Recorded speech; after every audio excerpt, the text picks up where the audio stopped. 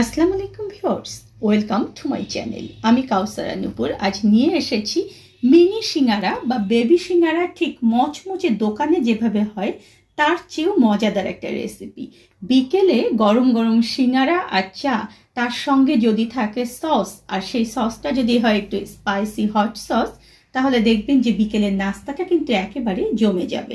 আমি দেখাচ্ছি আমার সিঙ্গারাটা কতটা পারফেক্ট হয়েছে। দেখুন, আমি ঠিক এগুলো ভেঙে আপনাদেরকে দেখাচ্ছি যে এটা কতটা সুন্দর, এবং এটা ঠিক পারফেক্টভাবে কিভাবে তৈরি করতে হবে সেটা আপনারা আসুন আমরা দেখে আসি।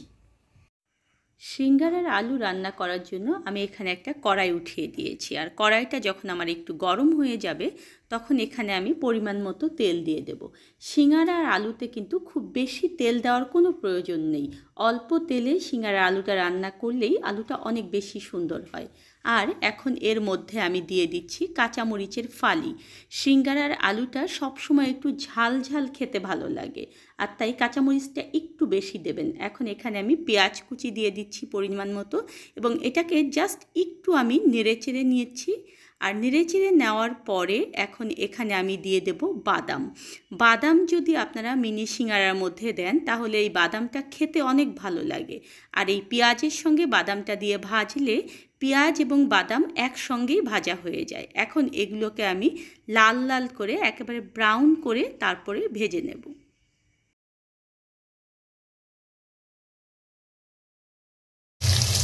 পেঁয়াজটা দেখুন যে এরকম যখন ব্রাউন হয়ে যাবে হালকা, আর বাদামটাও কিন্তু আমার একদম সুন্দর ভাজা হয়ে গিয়েছে, খুব বেশি ভাজতে হবে না কিন্তু বাদামটা।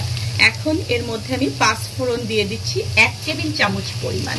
এই পাঁচফোড়নটা যখন সিঙ্গারার আলুতে দেবেন তখন দেখবেন যে আলুটা খেতে অনেক ভালো লাগবে আর সুন্দর একটা ফ্লেভার বের হবে।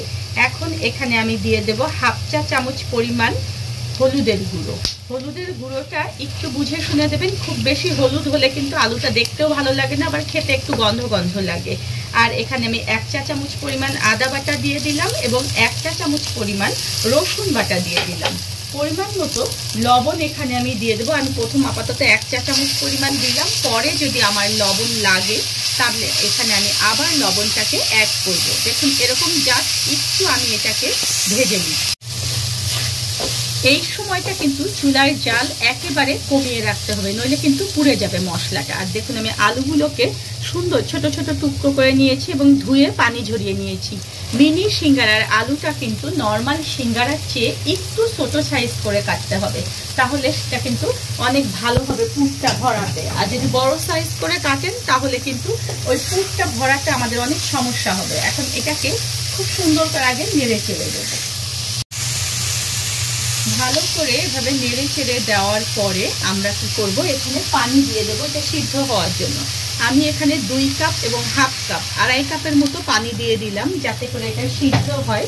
আর এই আলুটা যদি সিদ্ধ ভালো করে হয় তাহলে কিন্তু দেখবেন যে অনেক ভালো লাগবে খেতে।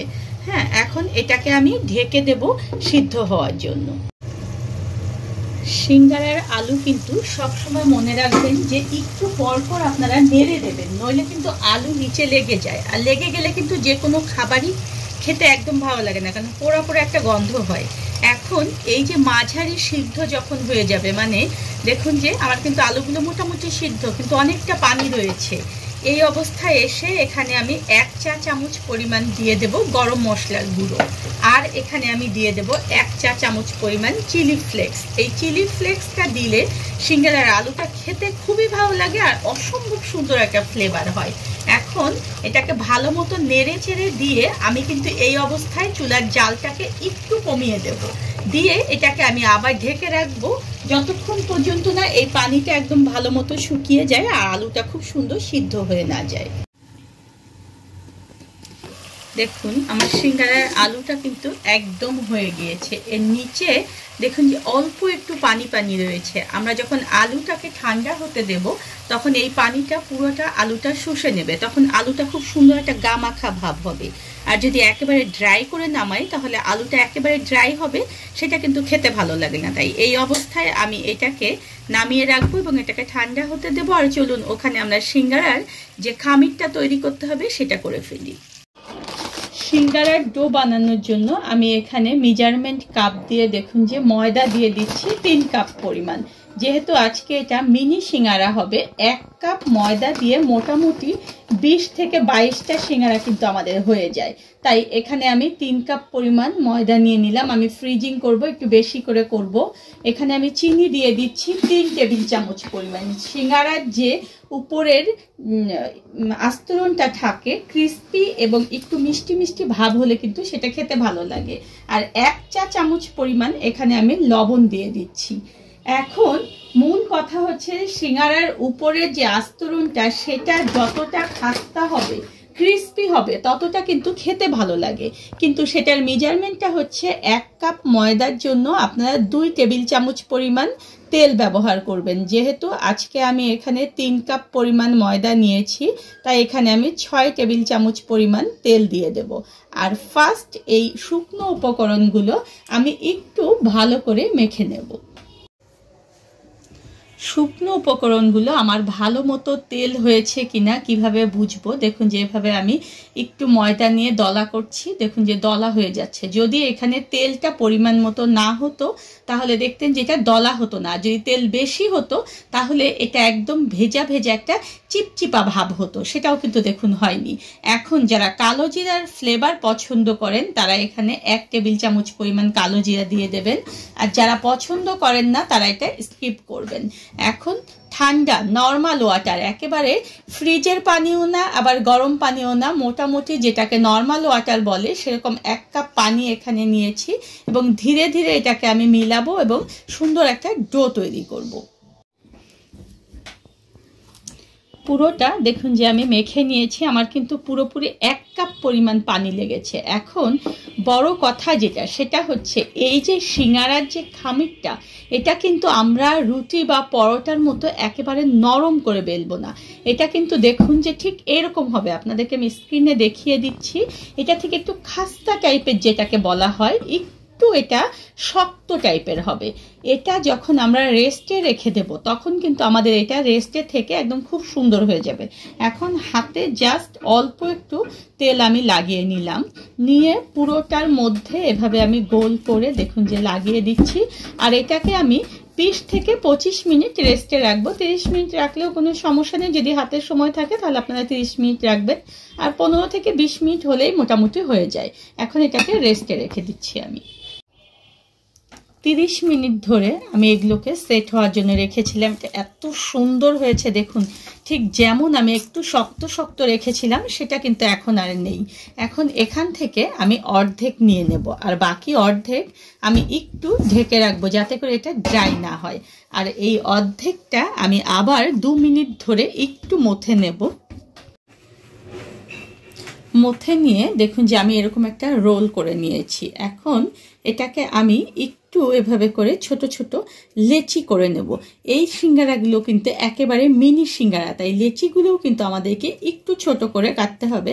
আমরা ঠিক রুটি যেভাবে যতটুকু কাওয়া নেই তার চেয়েও কিন্তু এটা একটু কম পরিমাণে নিতে হবে। অর্ধেক অংশ দিয়ে আমি মোট 15টা লেচি করে নিয়েছি। এখন এগুলো এভাবে দেখুন যে হাতের তালুর মধ্যে দিয়ে আমি সবগুলো আগে গোল করে নিচ্ছি।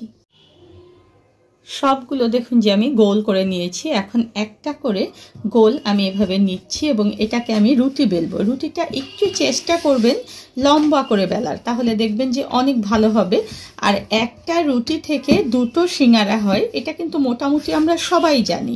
আর রুটির থিকনেসটা কিন্তু একটু ভারী হবে, তাহলে দেখবেন যে এটা খেতে ভালো লাগবে। ঠিক এইভাবে করে আমি একটা রুটি বানিয়ে মাঝ বরাবর এটাকে আমি কেটে নিচ্ছি এবং সবগুলোই আমি এভাবে রুটি বানিয়ে মাঝ বরাবর কেটে নেব। সবগুলো দেখুন যে আমি কেটে নিয়েছি। এখন ঠিক এই একটা অংশ আমি এভাবে নিয়ে একটু পানি আমি এখানে লাগিয়ে দিচ্ছি। দেখুন এটা কিন্তু একেবারে সহজ একটা বুদ্ধি, আর এই ভাঁজটা আমি খুব সহজ করে দেখাচ্ছি। দেখুন ঠিক এইভাবে করে দিয়ে 2টো অংশ এভাবে একসঙ্গে দিয়ে একটু জাস্ট হাত দিয়ে আমি এটাকে চেপে দিলাম, দেখেছেন, যাতে করে এটা একটা সুন্দর সাইজ হয়ে গেল। এখন হাতের মধ্যে ঠিক যে অংশটায় আমি লাগালাম পানি, সেই অংশটা আমি ঠিক এই পাশে দিলাম নিচের দিকে দিয়ে দেখুন যে এর মধ্যে আমি এখন পুর দিয়ে দেবো। আমি যে আলু এবং বাদাম দিয়ে রান্না করেছিলাম সিঙ্গারার পুর, সেই পুরটা দিয়ে দিলাম এবং একটা অংশ, চিকন অংশ দিয়ে এটাকে একটু ভিতরের দিকে দিয়ে দেবেন, যাতে করে এটা সুন্দর হয় দেখতে আর খেতেও ভালো লাগে। এখন দেখুন যে একটু পানি আবার এই পাশে দিয়ে দিচ্ছি, দিয়ে সে আমরা পুলি পিঠা যেভাবে বানাই সেভাবে সব পাশ এভাবে আমি একটু চেপে চেপে লাগিয়ে দিলাম। দেখেছেন, পুলি পিঠার মতো কিন্তু এটা লাগিয়ে দিয়েছি। এখন ঠিক একটা অংশ আমি নিয়ে এসে আরেকটা অংশের উপর এভাবে দিয়ে এটাকে একটু চেপে দিয়ে জাস্ট এইভাবে করে দিয়ে দিলাম। দেখুন হয়ে গেল আমাদের সিঙ্গারা। হ্যাঁ, দেখেছেন কত সুন্দর দেখতে। আমি আবার একটা দেখিয়ে দিচ্ছি আপনাদেরকে। দেখুন যে একটা এভাবে অংশ নিয়ে জাস্ট এটার এই পাশটায় আমরা একটু পানি দিয়ে দিলাম, এটা কিন্তু একটু খেয়াল করতে হবে।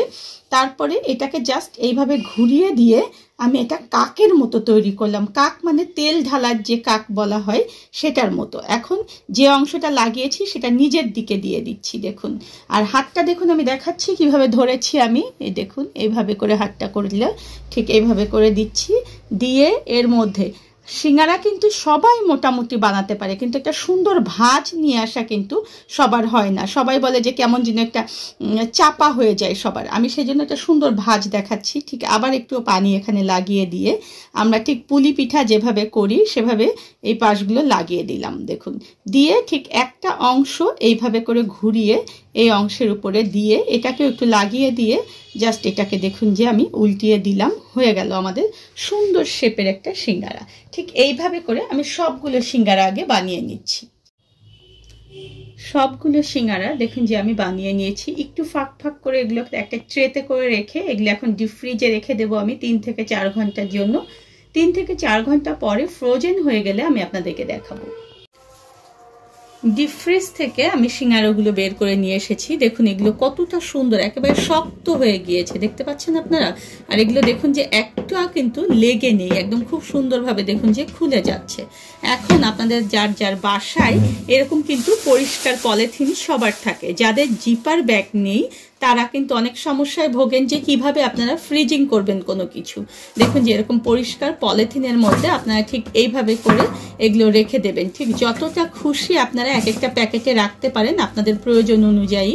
তারপরে এটাকে ভালো করে এভাবে করে বন্ধ করে দেবেন আপনারা। বন্ধ করে দিয়ে একদম এর মধ্যে যে বাতাসটা রয়েছে সেটাকে বের করে দিয়ে এটাকে এরকম একদম একটা গিট্টু দিয়ে দেবেন, দিয়ে এটাকে আপনারা ফ্রিজে রেখে দেবেন। আর এখন আমি ফ্রোজেন সিঙ্গারা ঠিক সঠিক কিভাবে ভাজতে হবে সেটা আপনাদেরকে দেখাচ্ছি। সিঙ্গারা ভাজার জন্য দেখুন যে চুলায় আমি কড়াইয়ে তেল গরমে উঠিয়ে দিয়েছি। ফ্রোজেন সিঙ্গারাগুলো থেকে আমার ঠিক যতটা সিঙ্গারা প্রয়োজন আমি ততটা সিঙ্গারা এখান থেকে বের করে নেব। তারপর বাকিটা কিন্তু আমি আবার ভালোভাবে মুড়িয়ে ডিপ ফ্রিজে রেখে দেব। তেলটা যখন আমার একটু গরম হবে, খুব বেশি গরম করে কিন্তু ফ্রোজেন সিঙ্গারা ভাজতে হয় না, ঠিক সেই সময় দেখুন যে আমি আমার সিঙ্গারাগুলো সব এখানে দিয়ে দিচ্ছি। আর সব সময় মনে রাখবেন যে ফ্রোজেন যে কোনো কিছু ভাজার সময় তেলটা কিন্তু হালকা গরম করে তারপরে সেখানে ফ্রোজেন জিনিসগুলো দিতে হবে। আর যারা একটা ভুল ধারণা বলেন যে ফ্রোজেন জিনিসগুলোকে নর্মাল করে ভাজতে হয়, তারা কিন্তু একেবারে ভুল একটা ধারণার মধ্যে থাকেন।